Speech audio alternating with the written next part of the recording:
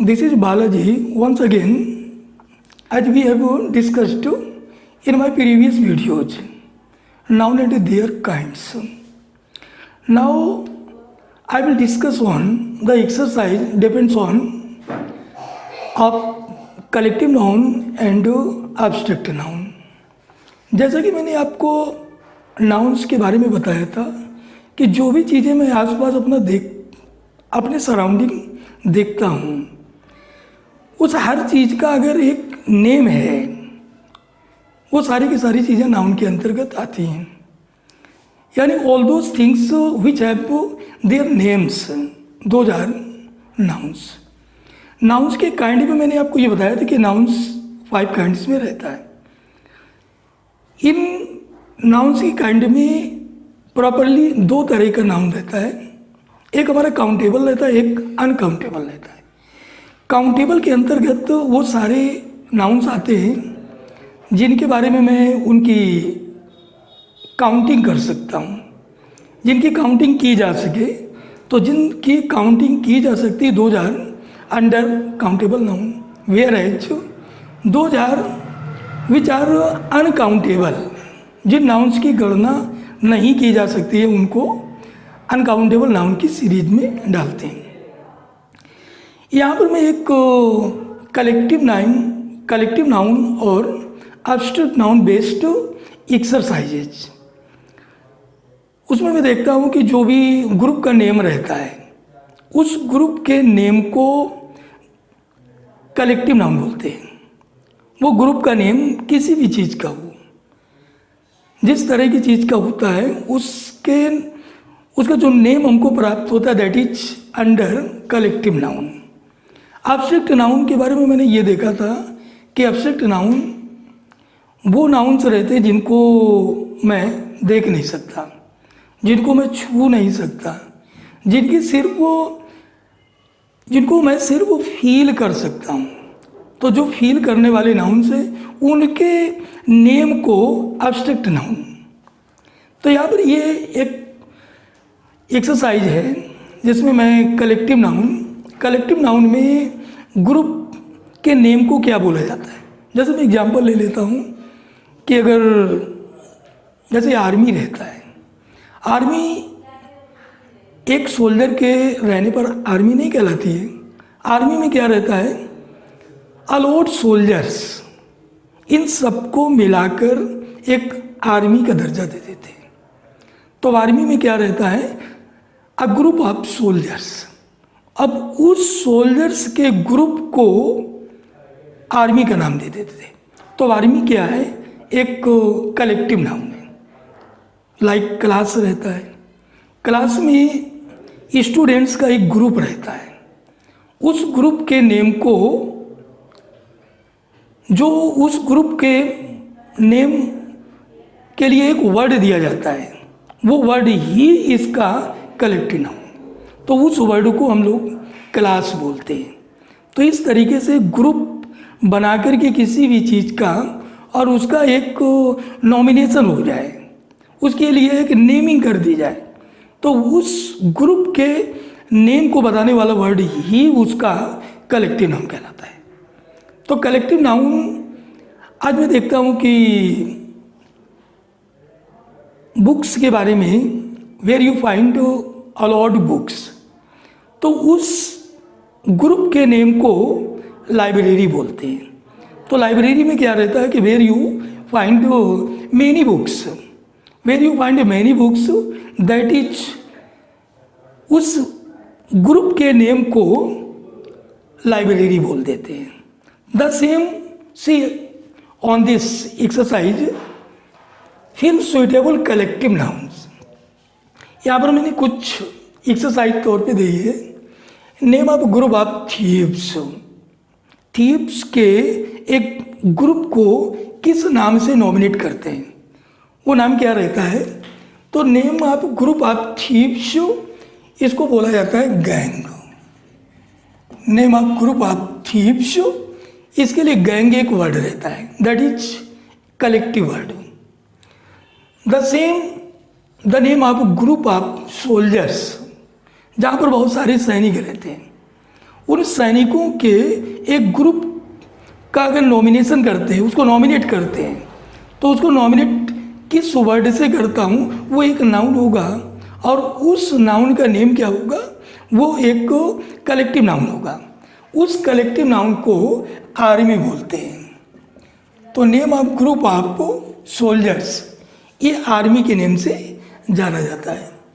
Name of group of directors, directors के group के name को मैं क्या बोलूँगा, उसके लिए बोर्ड बोलते हैं। बोर्ड, ये group of, name of group of directors, इसको बोर्ड बोला जाता है। The same the name of group of tools, बहुत सारे टूल्स इकट्ठा रख दिए गए, उस समूह के नाम को, उस ग्रुप के नेम को, जिसमें टूल्स के बहुत सारे टूल्स इकट्ठा एक जगह रख दिए जाते हैं, एक ग्रुप बनता है, उस ग्रुप के नेम को मैं क्या बोलूँगा। तो जो उस ग्रुप के नेम को बोलेंगे वो ग्रुप का नेम ही इसका कलेक्टिव नाउन है, और उस टूल्स के ग्रुप के नेम को सेट बोलते हैं, सेट बोला जाता है। इसी तरह से the name of group of natives, natives के ग्रुप को, इसका कलेक्टिव वर्ड क्या होगा, इसका कलेक्टिव नाउन क्या होगा, इस ग्रुप का नेम क्या होगा, इसके लिए एक वर्ड लेते हैं, वो होता है ट्राइब। ट्राइब क्या होता है, the name of group of natives, the name of group of natives, ये ट्राइब कहलाता है। The same the name of group of musicians, संगीतज्ञों के समूह का नाम क्या रहता है। यहाँ पर बहुत सारे संगीतज्ञ एक ग्रुप बनाते हैं और उस ग्रुप के नेम को बैंड बोला जाता है, बैंड बोलते हैं। The name of group of workman, workman जो कामगार होते हैं, जो काम करने वाले रहते हैं, उनके समूह का नाम, उनके ग्रुप का नेम, उनके ग्रुप के नेम को, इसको भी गैंग बोला जाता है। गैंग एक रॉबर्स का ग्रुप रहता है, रॉबर्स के ग्रुप को भी गैंग बोलते हैं। इसी तरीके the same the group name of the group of workman, श्रमिकों के समूह के नाम को, इसको भी गैंग बोला जाता है। The name of group of puppies, puppies जो पपीज रहती है, पपीज के ग्रुप के नेम को, उस ग्रुप के नेम, उस ग्रुप के नेम को भी एक नेम दिया गया, जिसे मैं कलेक्टिव नाउन बोलते हैं। वो कलेक्टिव नाउन लीटर कहलाता है, लीटर। तो लीटर जो रहता है ये पपीज के ग्रुप का नेम रहता है, इसे मैं लीटर बोलता हूँ। The name of group of beach, beach का जो ग्रुप होता है उसके नेम को क्या बोलते हैं। तो जो मधुमक्खियों का एक समूह रहता है, उस समूह के नेम को, वो नेम भी हमारा एक कलेक्टिव वर्ड है। उस वर्ड को अगर अलग अलग करके बोलता हूँ तो दैट इज बी कहलाता है, लेकिन जब उस ग्रुप में एक साथ बोलते हैं तो एक ग्रुप बनता है, और ग्रुप एक कलेक्टिव नाउन हो गया, और उस कलेक्टिव नाउन को स्वार्म बोलते हैं, स्वार्म। इसी तरह से the name of group of ships, जो शिप्स होता है, शिप्स होते हैं, उनके ग्रुप के नेम को, उसके लिए भी एक कलेक्टिव वर्ड है, दैट इज फ्लीट, इसको फ्लीट बोला जाता है। तो शिप्स का जो ग्रुप रहता है उस ग्रुप को फ्लीट के नेम से जाना जाता है। तो इसमें जैसे वन बाई वन ये तो मुझे पता है कि जो नाउन रहते हैं, जितनी भी नेमिंग वर्ड्स हैं जिनके लिए मैं एक नाम दे सकूं, वो सारे के सारे नेम, वो चाहे कंडीशन के फील्ड में हो, चाहे क्वालिटी के फील्ड में हो, चाहे पर्सन के फील्ड में हो, चाहे प्लेस के फील्ड में हो, चाहे थिंग के फील्ड में हो, चाहे एक्शन के फील्ड में हो, किसी, जैसे मैंने कि आपको प्रीवियस वीडियो में बताया था, उस वीडियो मैंने आपको नाउन के बारे में बताया था कि नाउन होता क्या है। तो नाउन के बारे में मैंने आपको बताया था कि जिन किसी भी चीज़ का, चाहे वो थिंग हो, पर्सन हो, प्लेस हो, कंडीशन हो, क्वालिटी हो, एक्शन हो, किसी भी तरह का वर्ड, अगर उसके लिए कोई नाम, एक प्रॉपर नेम अगर मैं उसके लिए देता हूँ, that will be under the series of, under the category of noun. तो जिस किसी भी थिंग का, पर्सन का, इनका मैं नेमिंग कर सकूं, तो वो नेम ही उसका नाउन, उसके लिए नाउन कहलाता है। और ये नाउन एक पार्ट ऑफ स्पीच का एक काइंड होता है, और इस काइंड के अंतर्गत हम जो भी चीज़ देखते हैं, अगर उसके लिए कोई नाम निर्धारित कर सकूं, रिप्रेजेंट कर सकूं, तो वो नेम ही उसका नाउन कहलाता है। The name of group of sticks, जो स्टिक्स का एक ग्रुप रहता है, तो इसके लिए इसको बंडल बोला जाता है। Name of group of sticks, ये बंडल कहलाता है। The same the name of group of cigarettes, cigarettes के एक ग्रुप को अगर एक 1 बाई 1 उसके लिए बोलता हूँ तो सिगरेट कहलाती है, लेकिन वहीं पर उसके ग्रुप के नेम को बोले तो दैट इज पैकेट, इसे पैकेट बोला जाता है। Name of group of cigarettes, that is packet. Name of group of robbers, robbers के ग्रुप को क्या बोलते हैं? रॉबर्स के ग्रुप को, इसको भी गैंग बोला जाता है। जैसे जिस तरीके से द ग्रुप ऑफ वर्कमैन, इस ग्रुप के नेम को भी मैं गैंग बोलता हूँ। The same the name of the group of the robbers, that is also gang, इसको भी गैंग बोला जाता है।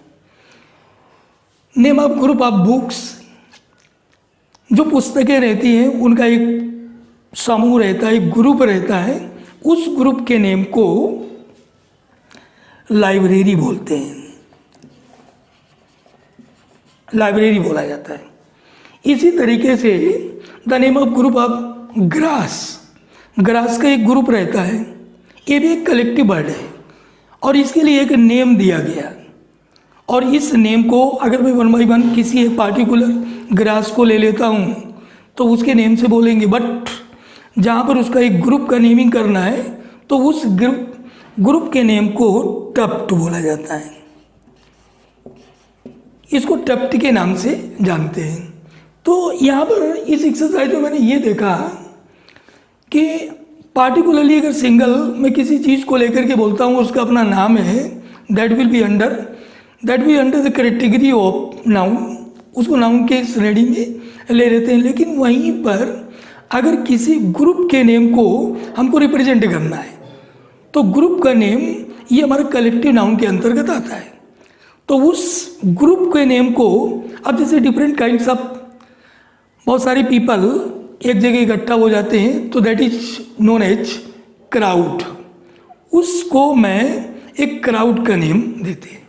जैसे बहुत सारे एनिमल्स अगर एक साथ इकट्ठा हो जाता है तो ग्रुप ऑफ एनिमल्स, उस ग्रुप वैसे 1 बाई 1 अगर मैं उसकी काउंटिंग करता हूँ तो 1 बाई 1 उसकी नेमिंग करता हूँ तो 1 बाई 1 नेमिंग करने में उनको एनिमल का दर्जा दे देते हैं।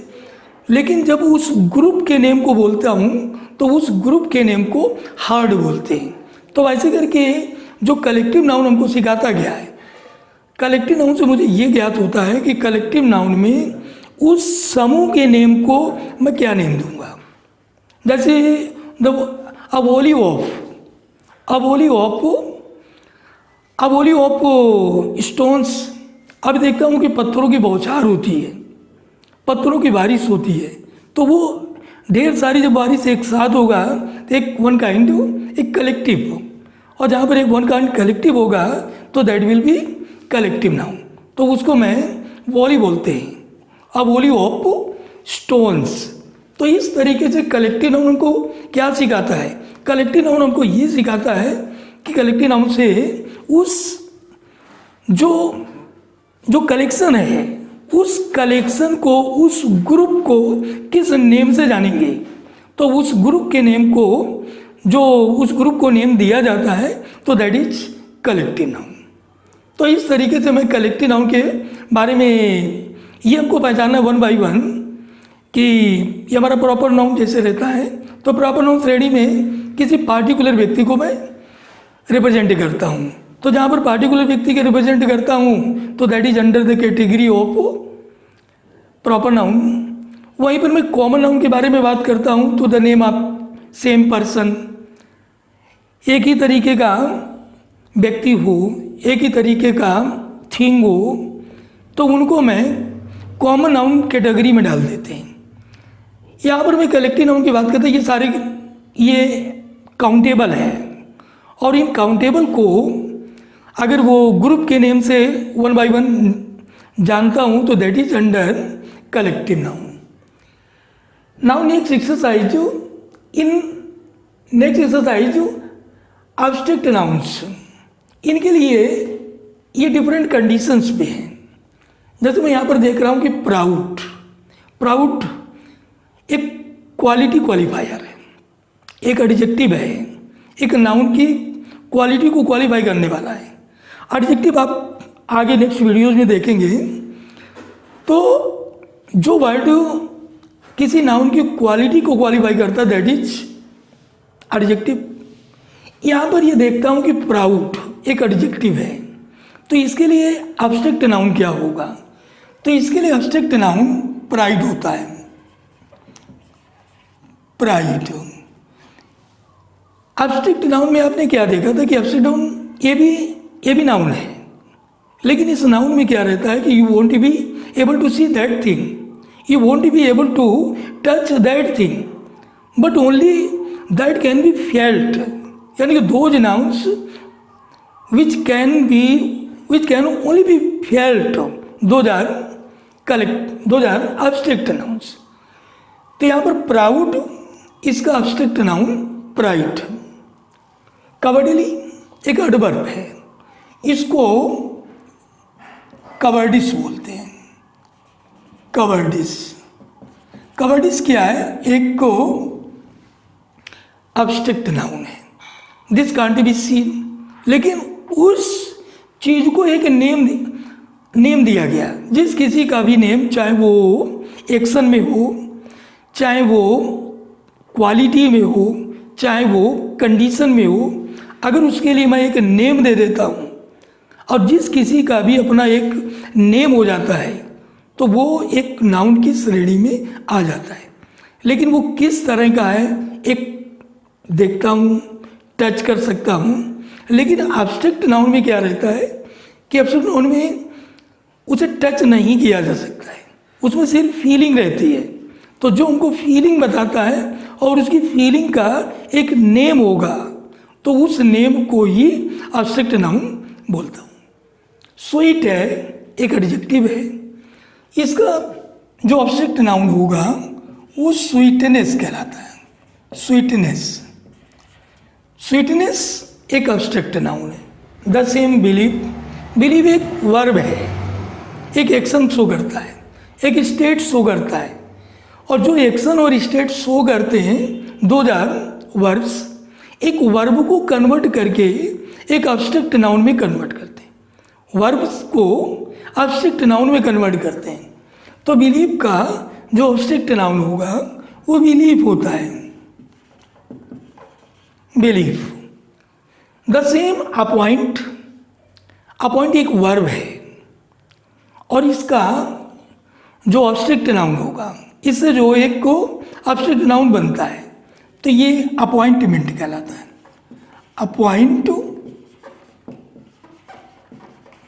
अपॉइंटमेंट एक को एब्स्ट्रैक्ट नाउन है। चूज